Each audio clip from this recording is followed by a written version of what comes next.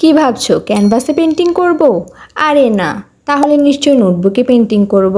আরে সেটাও না, আজ এমন একটা জিনিসে পেন্টিং করব যেটা আমি আরো 4 বছর আগেই পেন্ট করে রেখে দিয়েছিলাম। তবে এই পেন্টিংটা হয়েছিল অনেক বেশি বাজে, তাই এটাকে নতুন লুক দেওয়ার জন্য এখানে আমি নতুন কিছু ট্রাই করব। আর নতুন কিছু ভাবতে আমার মাথায় এলো স্টেইন আর্টের কথা। আমি এখন পর্যন্ত কোনো স্টেইন আর্টের পেন্টিংই করিনি, তাই ভাবলাম এই কভারটির উপরে আমি একটি ফেসলেস পোর্ট্রেট আর এই ব্যাকগ্রাউন্ডে আমি স্টেইন আর্ট আঁকবো। আর এই কভারটির উপরে এই ফেসলেস পোর্ট্রেটটি ছিল আমার ছোট ভাইয়ের। এই ক্যালকুলেটর এখন আর আমার কোনো কাজে আসে না, তাই এইটি আমি আমার ছোট ভাইকে দিয়ে দিয়েছি। ভাই বলেছিল সাধারণ কিছু আর্ট করে যেন আমি এই বাজে পেন্টিংটাকে ঢেকে দিই, কিন্তু আমি এর উপর এমন এক্সপেরিমেন্ট করেছি যে এটাকে ক্যালকুলেটর কম একটি ফেসলেস পোর্ট্রেট বেশি লাগছিল। ভাই খুশি হবে কিনা জানি না, কিন্তু এই পোর্ট্রেটটি আর্ট করে আমার খুব খুশি লাগছে। তোমাদের ক্যালকুলেটরের কভারেও যদি কেউ এরকম ফেসলেস পোর্ট্রেট বানিয়ে দিত তাহলে কি তোমরা খুশি হতে? তা কিন্তু আমাকে কমেন্টে জানিও।